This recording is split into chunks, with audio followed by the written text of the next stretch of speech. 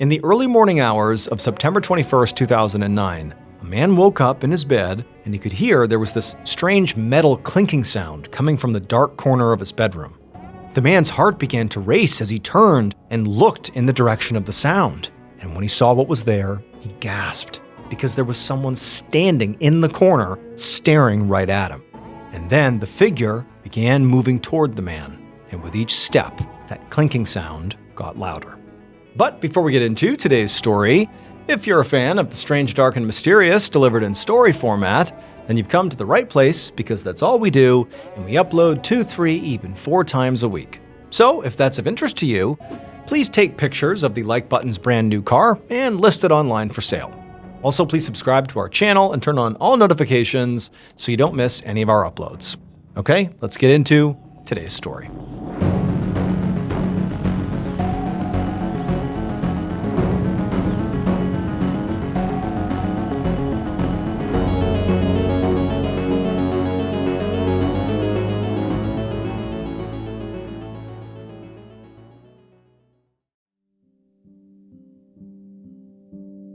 In the early afternoon on April 13, 1985, 60-year-old Dorothy Thompson walked into a bank in St. Bernard, Louisiana.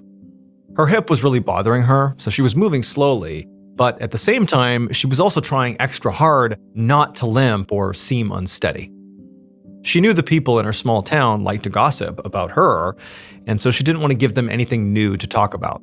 But, as expected, despite her best efforts to conceal her slower, sort of limpy movement, when she got into the lobby, the handful of tellers and customers that were inside looked towards her, took stock of her, and began whispering.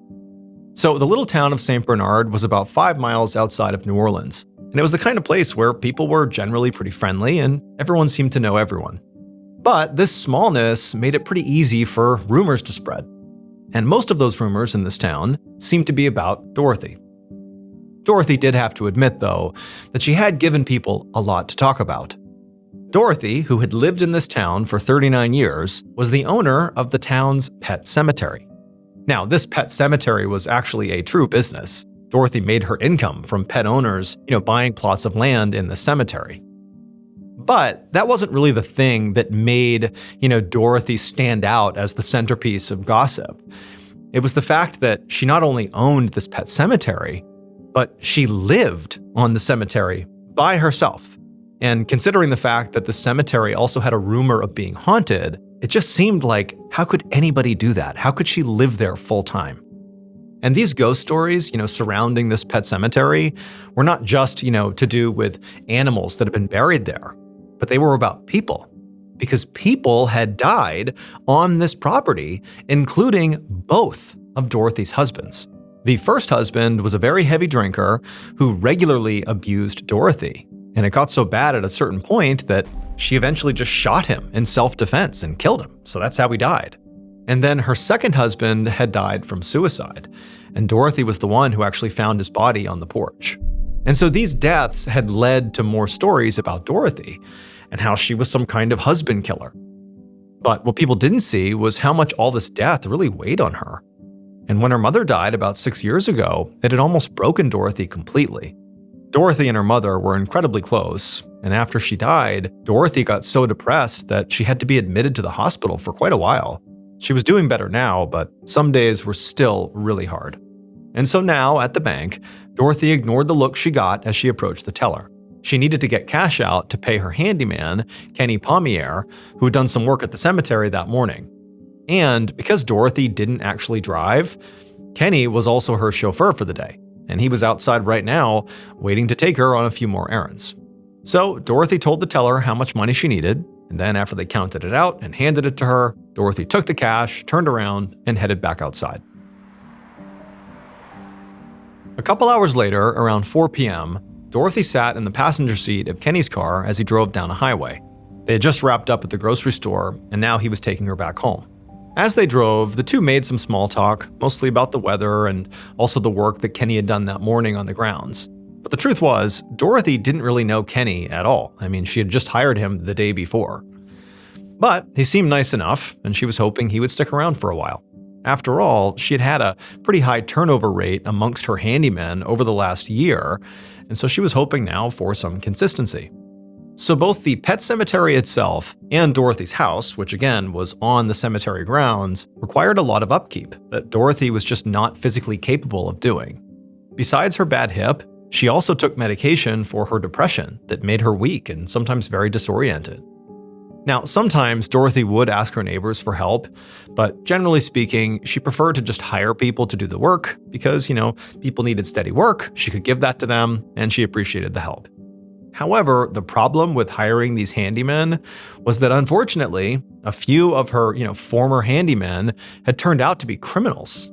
Last fall, her handyman at the time, this guy named Elkin Childress, had lived with her and worked on the grounds, but Elkin was always just sort of wandering around and exploring the property instead of taking care of it. Then she had found out he'd been arrested for robbery, so she guessed that what he was really doing when he was walking around was casing the place, looking for ways to break in or to steal something. Luckily for her, he actually quit before she had to fire him. And the guy before Elkin was even worse. His name was Brandon Nodier. Brandon was a total loudmouth who had started working for Dorothy right after her mother had died. He and his wife Bonnie had moved in with Dorothy, so Brandon could keep up with the repairs while Bonnie drove Dorothy around. But, just like Elkin, the issue she ran into with the Nodiers was theft. The previous spring, Dorothy had had this really intense depressive episode and was taking a lot of medication for it. And while she was all, medicated and groggy, the Nodiers convinced her to sell them her land for basically nothing. But when Dorothy realized what had happened, she made the Nodiers move out and then got a lawyer to overturn the deal that she had signed. And so since last year, Dorothy, along with the Nodiers, had been in this horrible legal fight over this land. And she knew, the Nodiers, Brandon and Bonnie, were furious at her. And on top of that, Brandon, who was this huge loudmouth, just would not stop talking about this dispute. Not only was he talking about it in public, but he also kept contacting Dorothy to sort of talk her into dropping the suit altogether. But Dorothy was not about to drop this issue. I mean, this cemetery and the land had belonged to her mother, and now it was hers, like it mattered to her. She's not just gonna give it up. And so now, sitting in the passenger seat of the car, Dorothy watched as Kenny turned off the highway and eventually pulled into her driveway, which was quite long and wound through some thick woods, because remember, she lives on the cemetery. It's sort of secluded from society. And as the pair drove along this driveway and got closer and closer to her home, eventually she could finally see some of the tombstones up ahead. This cemetery was enormous, and basically any kind of animal you could imagine was buried here. Some of the graves were just engraved stone slabs, but others were pretty extravagant, including one human-sized Buddhist statue of somebody's pet cat. Kenny finally pulled up in front of the house and got out to help Dorothy carry in the groceries. And when he was done, Dorothy handed over the cash that she owed him and said she would call him when she had more work. And she watched as Kenny got back in his car and drove off back down the driveway.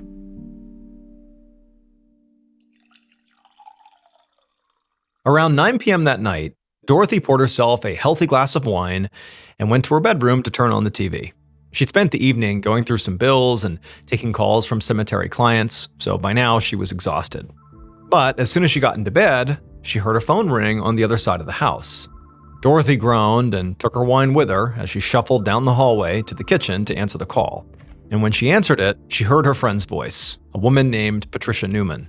So Patricia was about half Dorothy's age, and the two of them had been introduced by a mutual friend 3 years earlier. Patricia had started out as more of a caretaker for Dorothy, since Patricia had experience working with the elderly. But they'd gotten along really well and became quite close, to the point where they had sort of a mother-daughter type of relationship. And since Patricia only lived about 10 minutes away, Dorothy did depend on her pretty much daily for things like supervising her medication and driving her to appointments. In many ways, Patricia was like the one person outside of the hired help that she did spend a lot of time with. And so that's actually why Patricia was calling now. She wanted to know if Dorothy still needed a ride to the pharmacy the following day.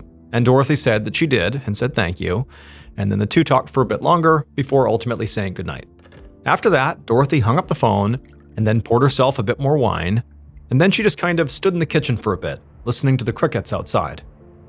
And then, when she was about to finally leave and go back to bed, she heard something. It was the sound of a car making their way slowly up her long driveway.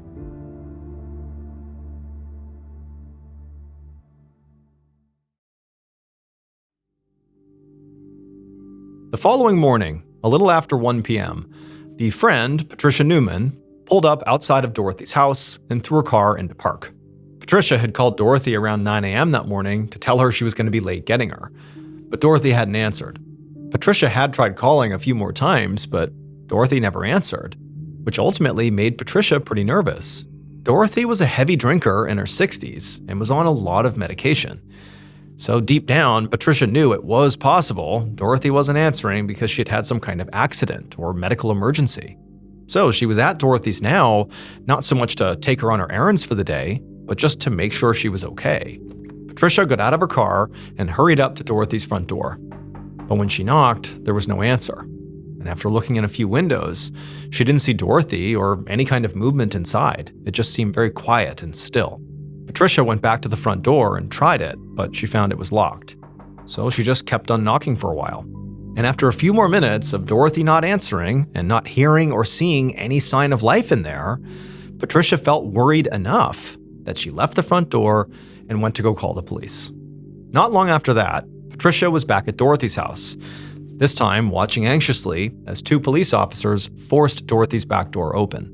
The officers had gotten there just a few minutes ago, and Patricia had explained to them how Dorothy, could be inside and very likely was hurt or something was wrong here. And so the officers kind of fanned out and began searching around the house looking for a way in, and they found the back door was not locked, it was just jammed. So now they were in the process of getting it unjammed. And so finally, after a few swift kicks to this door, it finally gave way and it swung open, and the 2 officers, along with Patricia, went inside. Patricia immediately began yelling out Dorothy's name and going room to room looking for her, and what she quickly realized is she could hear the sound of a television that was on, and it was coming from Dorothy's bedroom. But when she went to the bedroom and looked inside, Dorothy wasn't in there. In fact, after searching the whole house, there was no sign of Dorothy anywhere. And there wasn't any sign of any kind of problem in the house, like there was no disturbance anywhere, no struggle, no accident where somebody fell over. It was just like Dorothy was gone, and that was it.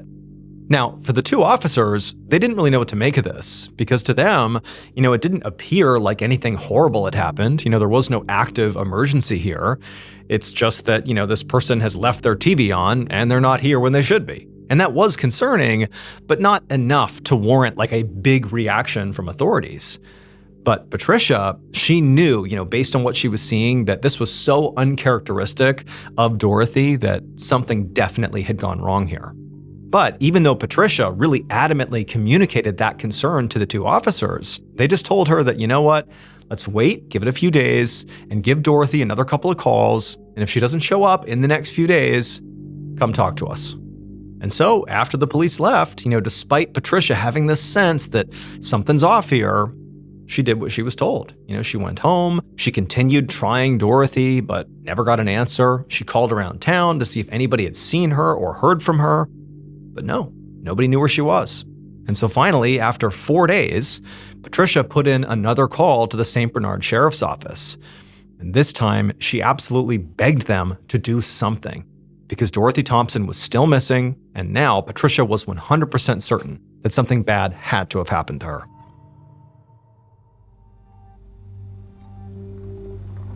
At around 10:30 a.m. on the same day that Patricia has made this plea for help 4 days after Dorothy had inexplicably gone missing, Detective Brian Vallelongo drove his cruiser through Dorothy Thompson's pet cemetery along with Sergeant Terrence Strada. Both men worked for the St. Bernard Sheriff's Office, and they had been tasked to look into Dorothy's disappearance. Vallelongo hadn't even gotten to the scene yet, but he was already uneasy as he drove past the animal tombstones and grave sites. This place had always creeped him out. Finally, the officer's cruiser made their way all the way to the end of the driveway, and they reached Dorothy's home.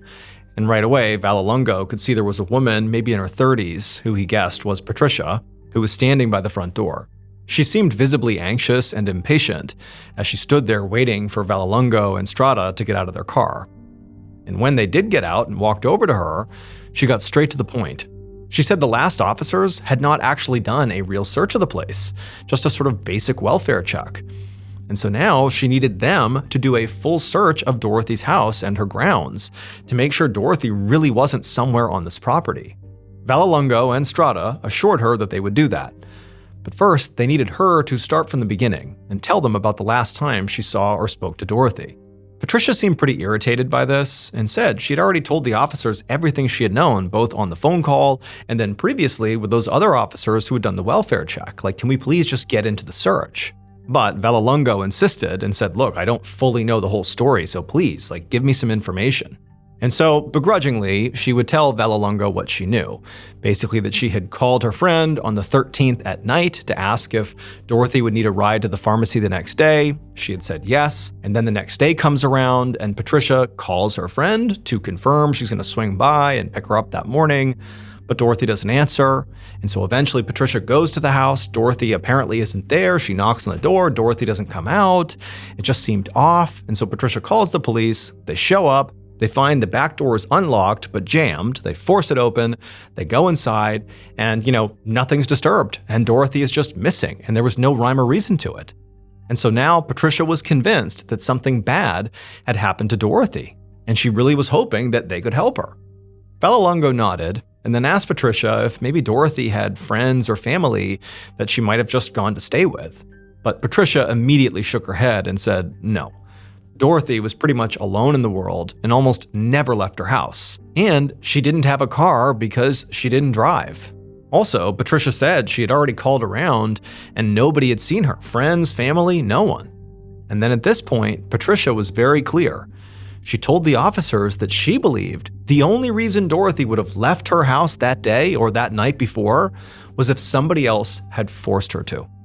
Vallelongo shot Strada a look. He didn't doubt that Patricia was worried about her friend, but they need to look around before they jump to any conclusions here. So he asked Patricia if she could show them the unlocked door, and they would begin their investigation. Moments later, Vallelongo stepped into the home through that back entrance, followed by Strada and Patricia. As he walked around the house, he saw that, like Patricia had said, it was very neat and tidy. There really was no sign of anything that had gone wrong inside the house. No sign of a struggle or a fall of some kind. It was just like the house was left exactly as is. That sort of contradicted Patricia's theory that, the only way Dorothy would have left the house was if she had been forced, suggesting some form of a struggle. But at the same time, what Patricia was saying about Dorothy is that she was kind of frail. And so Vallelongo thought, okay, maybe it's possible that she was forced and, she didn't put up any kind of a fight, and that's why we don't see any disturbance. He didn't know, but it just seemed odd that nothing had been displaced if we're talking about some form of an abduction. Also, as Vallelongo continued his walk around the house, he could see that items of value, like Dorothy's TV, were still there. So it didn't seem like this had been a robbery. But unlike the first officers who had done that initial welfare check with Patricia a few days earlier, Vallelongo did agree that something wasn't right here. Because as he continued to walk around, he kept seeing signs that Dorothy had clearly not planned to leave her home or had left in a hurry. For example, there was a half-empty glass of wine in the kitchen, and the television in the bedroom was still on. And so those are things that simply would not be if somebody was planning to leave for any extended period of time. And also, based on what Patricia had told them, he could rule out a family emergency suddenly taking Dorothy out of town or any kind of last-minute trip, because Patricia had called around and that stuff hadn't happened. At a certain point, Vallelongo stopped walking around the home and just asked Patricia, how was Dorothy's mental state? And Patricia clearly hesitated for a second before she admitted to Vallelongo that, Dorothy was on a whole bunch of medication, and sometimes it did make her mental state kind of foggy. And so Vallelongo naturally thought, okay, maybe it's possible that in a sort of foggy mental state, maybe for whatever reason, she wandered out of the house on her own, and then once she was outside, something happened to her, whether it was, an animal, a person, a fall, anything could have happened. He knew the back door had been unlocked during that initial police welfare check, and even though he knew the door apparently had been jammed, it clearly had not been jammed so much that it prevented them from getting inside. And so maybe that door just always got stuck, and maybe that's all that happened. She walked out the back door, and when she shut it, it got jammed, and that was normal. And so Vallelongo turned to his partner and sort of explained to him his theory around Dorothy maybe wandering out on her own, and then something else happened once she was outside, and said, hey, she's clearly not here. Let's go out there and search the grounds and see if we can find her.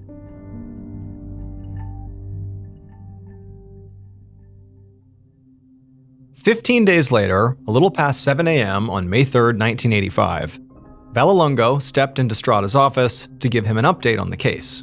At this point, Vallelongo thought it was extremely likely that foul play was involved here, because they had searched Dorothy's house and her property a few times at this point, and they had not found Dorothy anywhere, or any evidence to explain what had happened to her. Patricia had mentioned that Dorothy had a tattoo of a cross on her left index finger. So Vallelongo had spent the last couple of weeks calling around to local hospitals and morgues to see if any women had been brought in with that marking.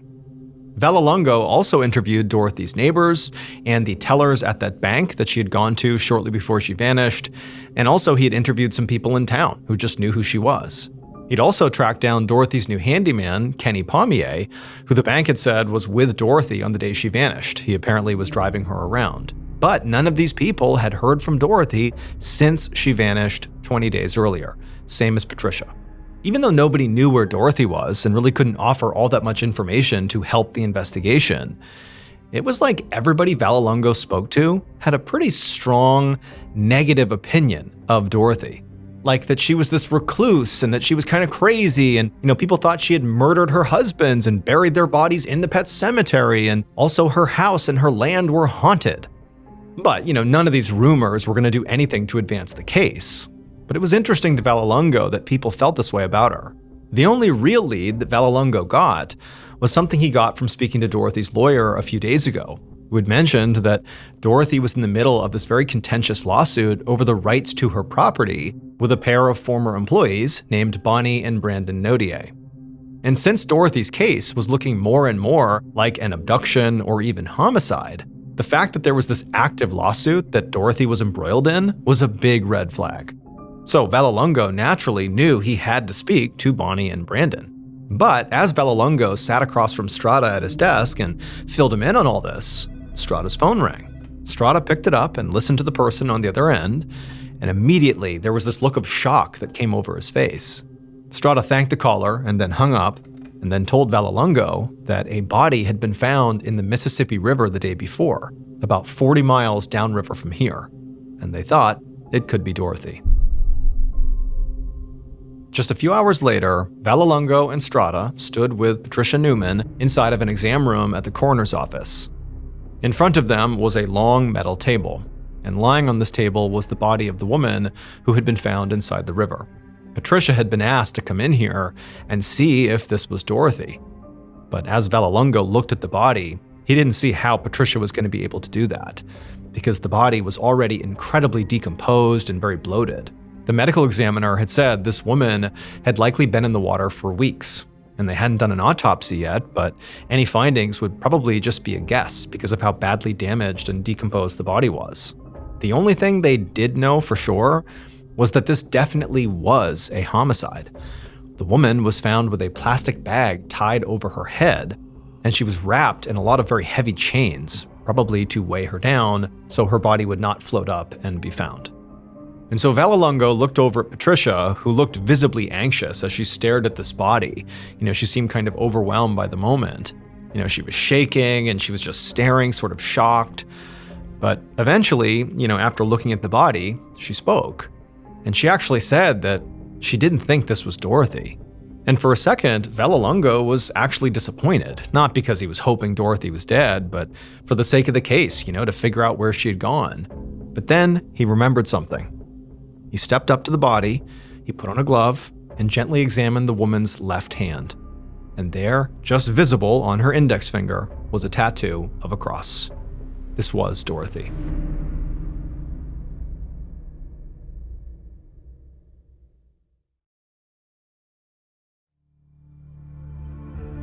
Four days later, on May 7th, Vallelongo got to his office and sat down at his desk to start the day.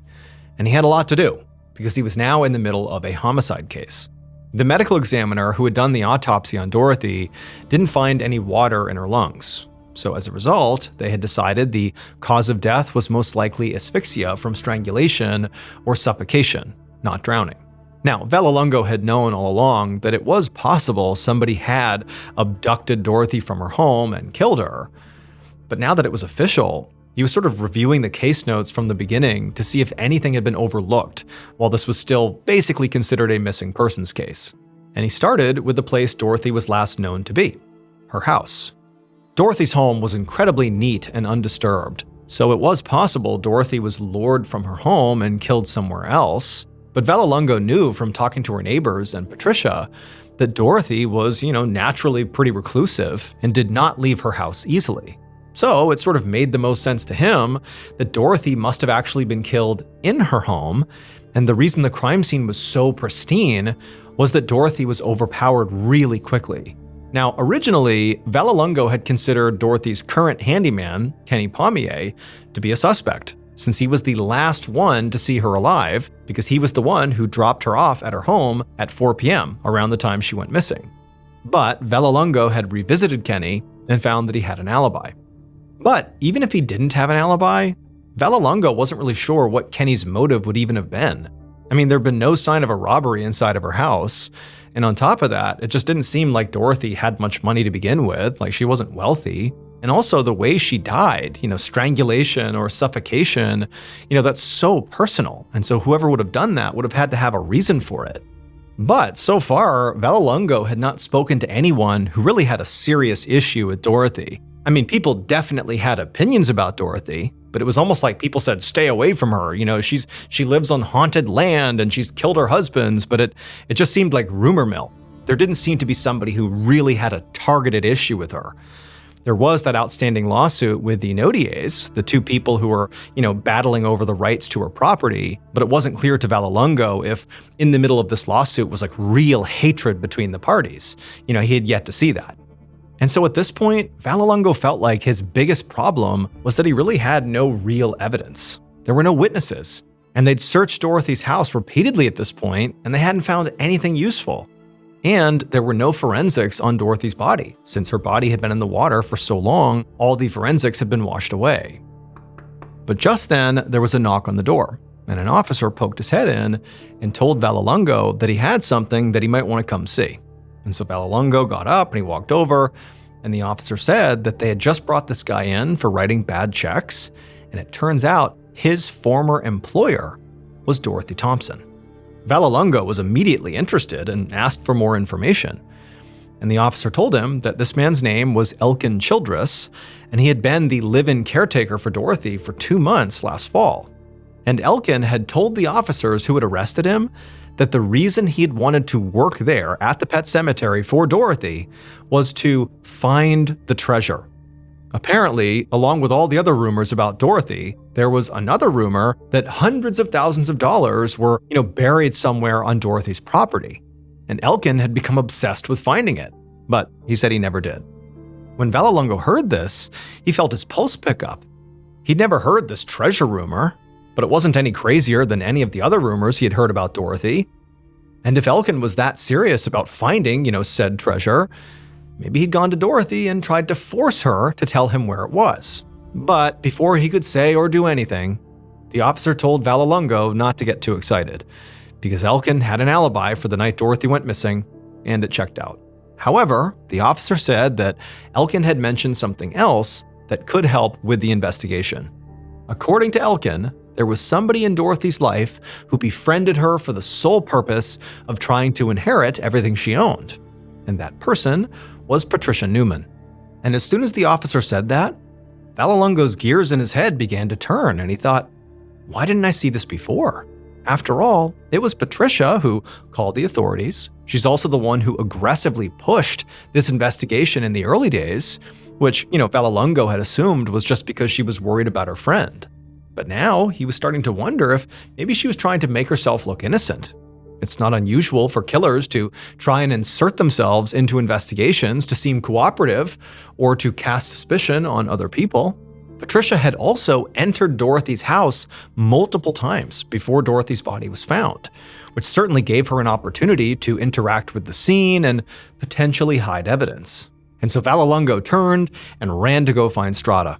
They needed to speak to Patricia immediately, and this time it would be as a suspect.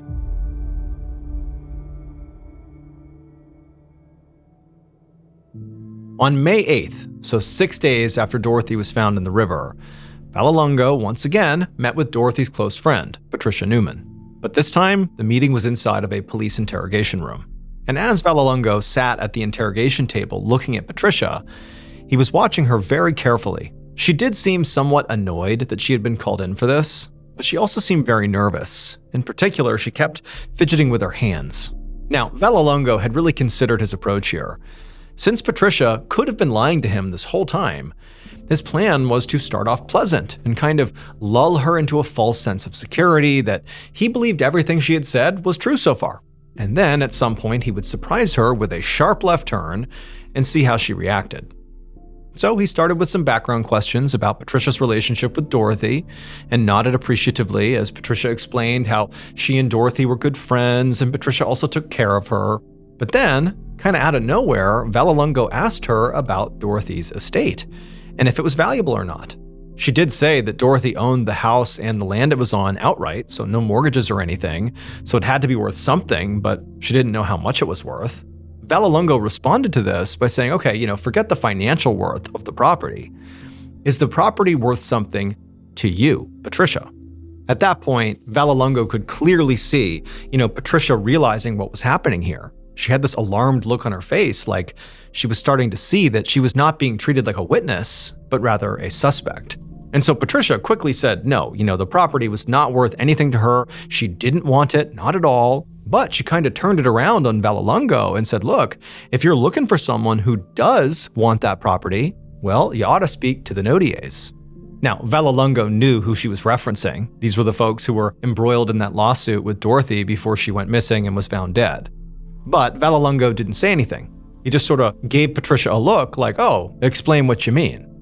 And so Patricia took the cue and told him that the Notiers had been Dorothy's live-in employees for years, and they were complete monsters. She said that Brandon had been verbally abusive towards Dorothy while he worked for her, and also he was one of the main people spreading all these rumors about Dorothy in town, about how he thought she killed her husbands and how her land was haunted and she was crazy. But she said that wasn't even the worst of it. She said Brandon was also a thief. She said the year before, when Dorothy was on a lot of medication for depression, like more than normal, and she was not of sound mind as a result of it, she said that Brandon and his wife Bonnie had convinced her to sign over her property to them for basically nothing. And that's when it hit Vallelongo. Like, he was aware that there had been this lawsuit over the land, but he didn't really have all the details about it. He just knew there was some dispute. And he also knew that Dorothy's lawyer had mentioned the Notiers days ago, but that was also right before Dorothy's body had turned up and things had been sort of hectic, and so Vallelongo had not followed up with her lawyers yet. And so he didn't really have the context of, how nasty this legal fight really was. Patricia said she had convinced Dorothy to get a lawyer and to fight this, that it was not right they were doing this to her. And Dorothy had done that. She'd gotten a lawyer, and in fact, her and the Notiers' court date had happened just 10 days before Dorothy went missing. As Vallelongo was listening, it was like he couldn't believe it. This was so obvious, and it was right in front of him the whole time. The Notiers would clearly benefit from Dorothy's disappearance, and pretty clearly, there was real beef between the parties. So at this point, Vallelongo kind of shifted tactics and was less interested in looking at Patricia as a suspect, and instead assured her that, he would speak to them. Now, Vallelongo did speak to Patricia for a bit longer. I mean, she was still a suspect. She was very close to Dorothy, who was this older woman with no obvious heirs. And Vallelongo had not seen Dorothy's will yet, but, he wouldn't be that surprised if Patricia was in there. And if she was, that would prove she would have also benefited from Dorothy's demise, just like the Notiers would. But regardless, Vallelongo knew he was well overdue for a conversation with the Notiers. So they were going to be his next call. 3 days later, in the afternoon on May 10th, Vallelongo found himself back in the precinct's interrogation room, but this time it was a bit more crowded. He'd managed to track down 31-year-old Brandon Notier for an interview, and while Brandon had agreed to talk to Vallelongo, he had also insisted on having his lawyer present as well, which immediately signaled to Vallelongo that Brandon likely had something to hide here. Vallelongo had looked into Brandon's background since speaking to Patricia, and he found out that Brandon had a criminal record, which included assault.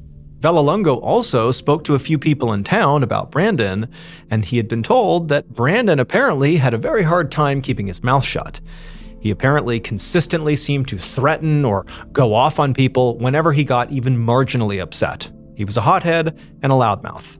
So, given all this, Vallelongo expected Brandon to be at least somewhat antagonistic or defensive in this interview.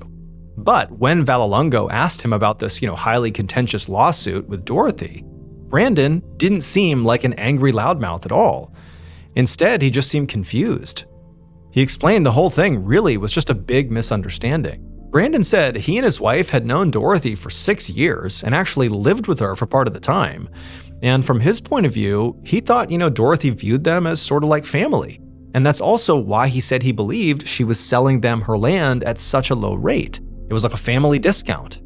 He said it just sort of seemed like she really wanted them to have her property. And it was actually Brandon and his wife that had sort of insisted on paying for it. Brandon said, everything about this transaction had really been fine and above board until Patricia Newman got involved. Brandon seemed very frustrated as he began to explain how he didn't really know what had happened, but Patricia somehow got into Dorothy's head and convinced her that he and his wife Bonnie had somehow taken advantage of Dorothy. And Brandon's saying that didn't happen. That's not how this went. Brandon said, as far as he was concerned, it actually seemed like Patricia was the one who was taking advantage of Dorothy.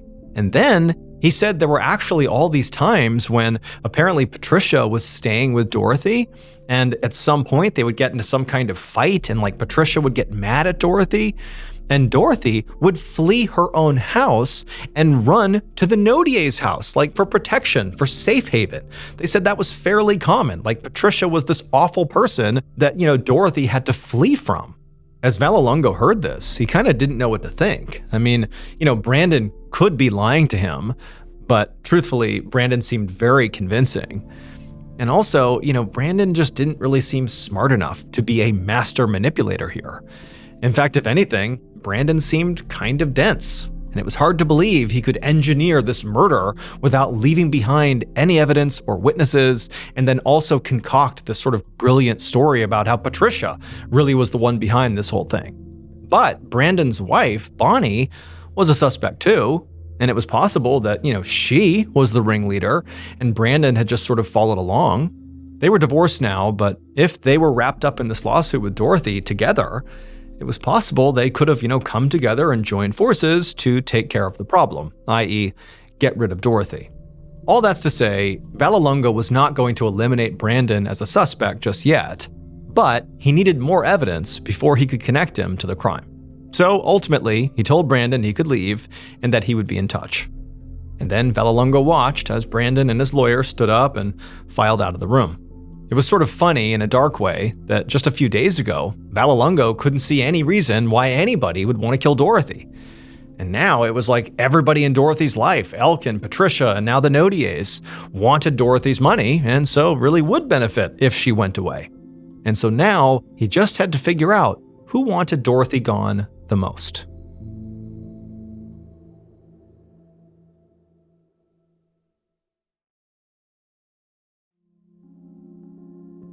About 5 months later, in October of 1985, Vallelongo stood in the middle of Dorothy's pet cemetery along with Sergeant Strada in total disbelief. Because all around them, almost every single tombstone had been completely smashed. Now, Vallelongo had no idea who had done this, but it was sort of oddly fitting, because just like this cemetery, Vallelongo's homicide case was a complete and total mess. Since May, Vallelongo and some other investigators had questioned both Patricia and Brandon Nodier multiple times, but all they ever did was point the finger at the other one. And now, the two primary suspects in Dorothy's murder were essentially at war over her property. After Dorothy's will was read, it would turn out that Patricia Newman had inherited a huge chunk of her estate, including whatever proceeds came from the cemetery business. But the Nodiers were saying that no, you cannot just give that to Patricia because the property is theirs and so the business is theirs because Dorothy had signed it all over to them. And the lawsuit to overturn that sale Despite it being very contentious, it had not been resolved yet, so you can't just shuffle it over to Patricia. And on top of that, Bonnie Nodier, Brandon's ex-wife, had literally moved into Dorothy's house, making it even more complicated. And so that was why the St. Bernard Sheriff's Department and the state police were at the pet cemetery right now. Patricia was there and trying to get access to the house since she needed to get some of Dorothy's things, and Bonnie wouldn't let her in. Now, the uniformed officers had just gone there to make sure everybody played nice. But Vallelongo and Strada had tagged along specifically to try to ask Bonnie a few questions. Now, Bonnie was still very much a suspect in Dorothy's murder, but so far, investigators had actually not been able to interview her. And Vallelongo had hoped that maybe this was their chance. However, when they arrived, Bonnie was extremely angry and she refused to speak to anyone and told all the officers and Patricia to get off her property. And even though the officers, along with Patricia, had eventually gotten inside and Patricia took what she needed, the officers had not been able to get Bonnie to say anything to them. She refused. And so now, Vallelongo and Strada walked back to their cruiser, past all these shattered tombstones, feeling very frustrated that they had multiple suspects here and no way to eliminate any of them. Brandon Nodier would directly benefit from Dorothy's death, because if she was dead, then the lawsuit he was embroiled in would get dropped and he would by default take control of Dorothy's land. He also had a criminal record and, according to Patricia, had been horrible to Dorothy when they lived together. Brandon's ex-wife, Bonnie, could have helped him do it too, since after all, she was named in that lawsuit as well. And she had taken full control of Dorothy's house after she died, so clearly she was intent on living there. But Patricia also could have been highly motivated to get Dorothy out of the picture, since she was named in the will. And she'd seemed really controlling of Dorothy and had repeatedly inserted herself into the investigation. And then there was the handyman, Elkin Childress, who had been eliminated through his alibi, but Vallelongo felt like he deserved another look. He had admitted that he was obsessed with finding treasure on Dorothy's property. And now all the gravestones were mysteriously smashed, which could indicate that maybe he had come back and this was, part of his attempt to find the treasure. Maybe they were inside the gravestones. Then again, if they're going to treat Elkin like a suspect, well, then anybody who had heard rumors about the treasure on Dorothy's land was also a suspect. And considering how the residents of St. Bernard clearly gossiped a lot about Dorothy, it seemed like that would mean basically everyone in town was a suspect. But without any forensic evidence or witnesses, Vallelongo didn't see how they would ever be able to connect anybody to this crime. Still, he and Strada got back in the cruiser and headed back to the station to keep at it. The investigative team kept working this case diligently for weeks and then months, interviewing and re-interviewing suspects and speaking to people who knew Dorothy. They even met with a psychic who claimed she knew who the killer was. And some people even called in with tips that they had seen Dorothy's ghost in the area and they would even go follow up in case maybe Dorothy was there. But none of that went anywhere. None of it amounted to any new meaningful evidence that the police could actually use to bring somebody to court. And as time went on, Dorothy's case changed hands multiple times before finally going cold.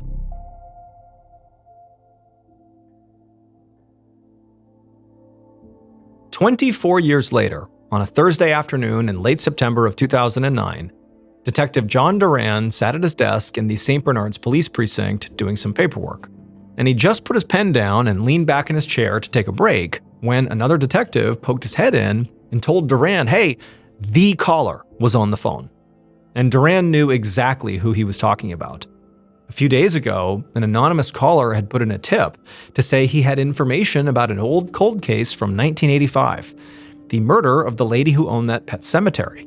And Duran had known immediately that the caller was talking about Dorothy Thompson. Duran had actually used to cut the grass at the pet cemetery when he was 15 years old, and so he and his friends knew all about Dorothy. How she was, this eccentric recluse who potentially murdered people and who turned up dead one day. But during the first call, this tipster had gotten spooked and hung up without giving his name. And as soon as Duran picked up the phone to speak to the caller, he immediately said, whoever this is, you're not going to get in any trouble here. We just want your name and your location. I want to come talk to you and just hear what you know. You're not going to get in any trouble. Can you do that? There was a pause. And then the caller reluctantly agreed. Later that day, Duran and another detective sat in the living room of a New Orleans home, right across from a very fidgety-looking older man.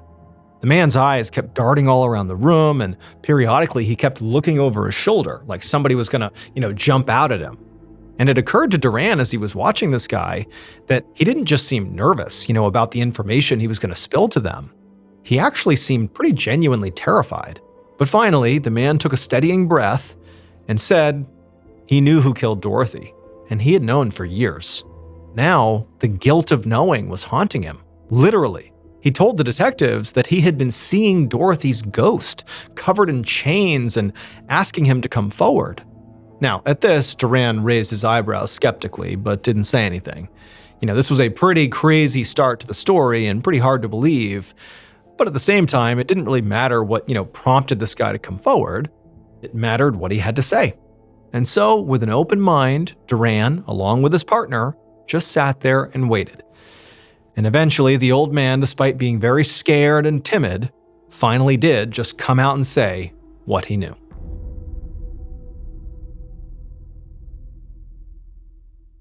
Based on a decades-long investigation and multiple confessions, here is a reconstruction of what police believe happened to Dorothy Thompson on the night of April 13th, 1985.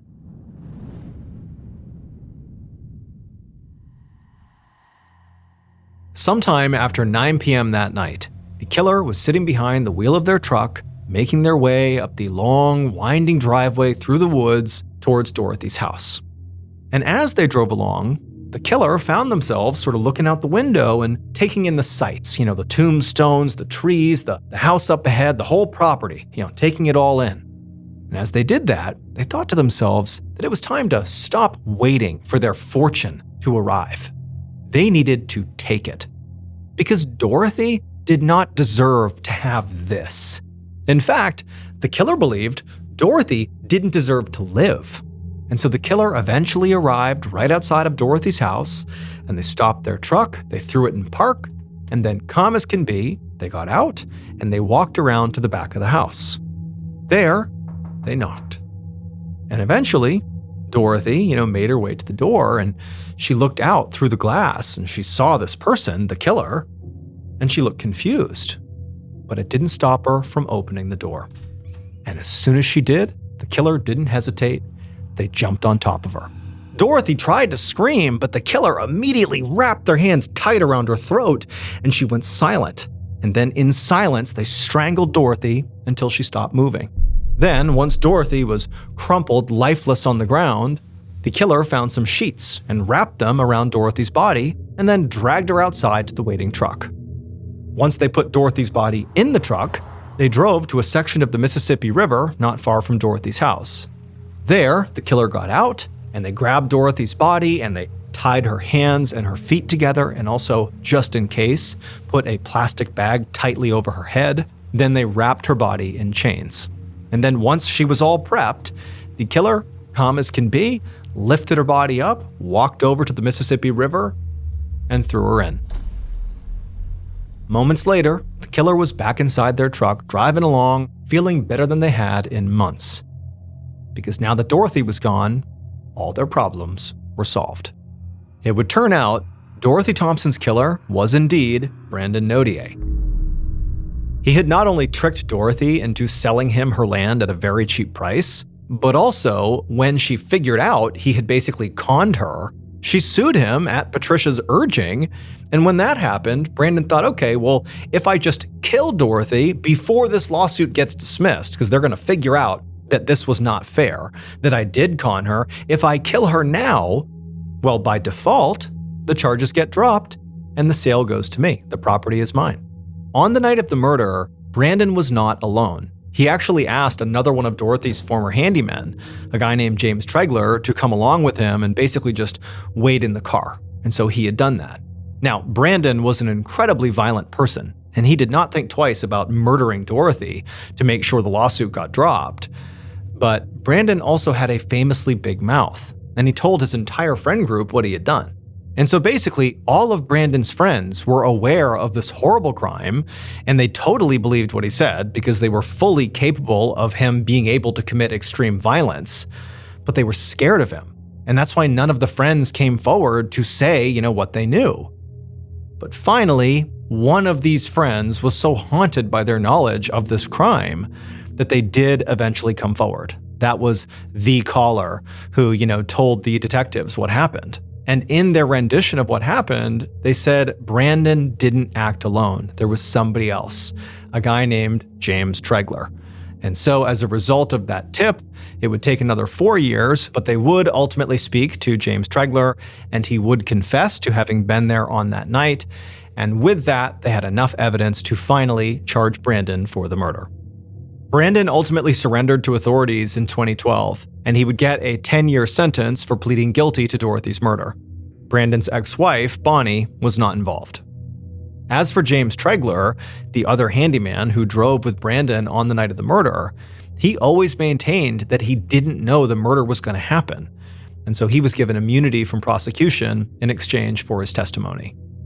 Even though the pet cemetery is still standing today, it's now abandoned and totally overgrown. However, treasure hunters continue to walk around the property, with their metal detectors, hoping that they'll be the ones to finally find the treasure that's buried there.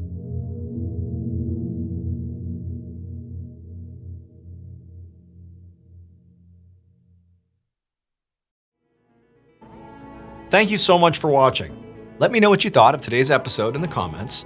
And remember, we have a whole playlist of true crime episodes ready for you to binge right now. So click here and give them a watch. All right, until next time, see ya.